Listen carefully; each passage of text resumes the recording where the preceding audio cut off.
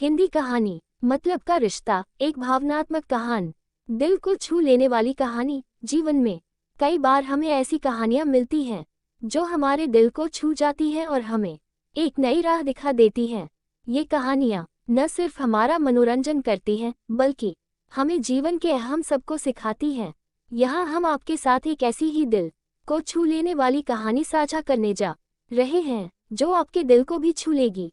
हम आपको एक ऐसी दिल को छू लेने वाली कहानी सुनाना चाहते हैं जो आपके मन को छू जाएगी। ये कहानी हमारे जीवन के आधार पर है और हम उम्मीद करते हैं कि यह आपके दिल को भी छू लेगी। हम इस कहानी को इसलिए साझा कर रहे हैं ताकि लोग इससे कुछ सीख सकें और एक नई दिशा की ओर बढ़ सकें। इस कहानी में हमने सकारात्मक संदेशों को सम्मिलित किया है जो आपके जीवन में एक सकारात्मक परिवर्तन ला सकते हैं। एक गांव में एक बड़ा साहूकार रहता था। वह साहूकार बहुत पैसे वाला था। आसपास के कई गांव में उसका बड़ा नाम था, लेकिन वह एक घमंडी आदमी था। उसे अपने पैसों का, अपने रुतबे का और अपने नाम का बड़ा ही घमंड था। वह अपने नाम को बनाए रखने के लिए बहुत ज्यादा सोचता था और बिना किसी के भावनाओं की कद्र किए वो सब करता था जो उसे लगता था कि करना चाहिए। परंतु इतने आमिर और धन दौलत होने के बाद भी साहूकार के मन में अंदर से खुशी नहीं थी, क्योंकि उसके इस धन संपदा को कोई भोगने वाला संतान ना था। साहूकार को कई सालों बाद एक संतान प्राप्ति हुई थी।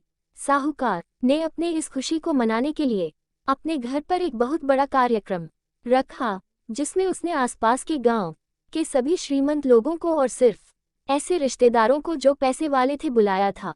वहीं पास के गांव में साहूकार की खुद की सगी बहन भी रहती थी, परंतु इन दिनों उसकी बहन की आर्थिक परिस्थिति कुछ अच्छी नहीं थी, इसलिए उसने अपनी सगी बहन तक को इस कार्यक्रम के लिए नहीं बुलाया था। उस साहूकार ने जिस कार्यक्रम का आयोजन किया था वह इतना भव्य था कि इस कार्यक्रम की चर्चाएं आसपास के हर गांव में होने लगी थी और इसके अलावा उस कार्यक्रम में इतने प्रसिद्ध और श्रीमंत लोग आने वाले थे कि यह खबर उस साहूकार की बहन तक भी पहुंच गई।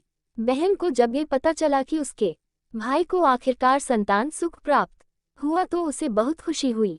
बहन ने सोचा कि शायद भाई गलती से उसे इस बारे में बताना भूल गया होगा और अपनों को भला कोई न्योता देता है क्या। बोली बहन ने अपने भाई के यहाँ उस कार्यक्रम में जाने की तैयारियां शुरू कर दी।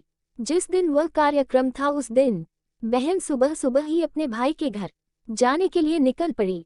रास्ते में अपने पुराने मैले कपड़े देख उसे ख्याल आया कि अगर किसी और के घर जाना होता तो मैं ऐसे कपड़ों में जाने की सोचती भी नहीं, लेकिन मैं तो मेरे अपने घर, मेरे मायके जा रही हूँ, वहाँ मुझे ये सब सोचने की कोई जरूरत नहीं है। भाई को तो बस खुशी होगी कि बहाना आई है। जैसे ही वह अपने मायके पहुंची, वहाँ का भव्य आयोजन देखकर वह बहुत ही खुश हो गई और उसे अपने भाई पर बहुत गर्व हो रहा था। वहाँ पर वह जल्दी से जल्दी अपने भाई को मिलकर उसकी खुशी में शामिल होना चाहती थी। वह तुरंत सीढ़ियां चढ़कर घर के अंदर प्रवेश कर गई। उसने देखा कि उसका भाई मेहमान के तौर पर आए सभी धनाढ्य, अमीर और नामी गिरामी लोगों का स्वागत करने में व्यस्त है। बहन जैसे ही अपने भाई की तरफ उससे मिलने के लिए बढ़ी, उसके भाई की नजरें उस पर पड़ गई और अपनी बहन को ऐसे मैले पुराने कपड़ों में देखकर भाई ने उससे मिलना तो दूर बल्कि तुरंत ही बहाना बनाकर वहां से निकल गया। बहन ने सोचा इतने लोगों में बेचारा अकेला भाई क्या क्या करे, जरूर उसे कुछ काम याद आया होगा इसलिए वहां से चला गया होगा। बहन बाद में अपनी भाभी से मिलने गई। भाभी ने उसका स्वागत किया और उसे खाना खाने के लिए आग्रह किया। बहन ने सोचा ठीक है, पहले खाना खा लेती हूँ, फिर बाद में आराम से भाई से मिल लूंगी। बहन खाना खाने के लिए पंगत में बैठी। साहूकार भाई ने देखा कि अपने सभी नवान मेहमानों के बीच उसकी गरीब बहन बैठी हुई। सभी कीमती पोशाक पहने लोगों के बीच उसकी बहन जो पुराने मेले कपड़े पहनकर बैठी थी, ये साहूकार से देखा नहीं गया।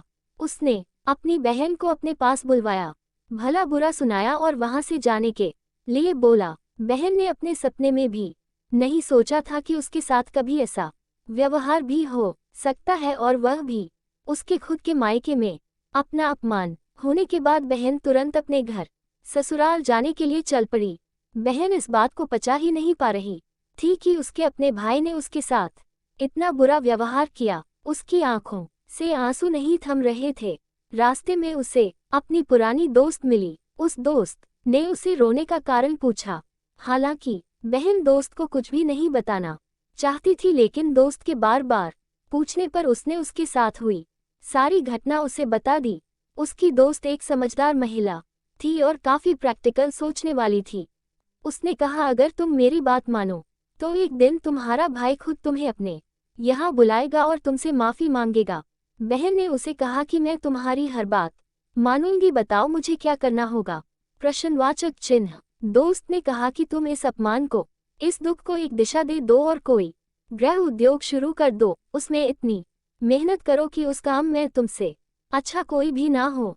बहन को अपने दोस्त की बात सही लगी। उसने घर पहुंचकर अपने आंसू पोंछकर उसी दिन से एक गृह उद्योग शुरू किया। उसने दिन रात मेहनत की, अपने साथ कई और गांव की महिलाओं को जोड़ा और देखते ही देखते उसका गृह उद्योग चल पड़ा। कुछ ही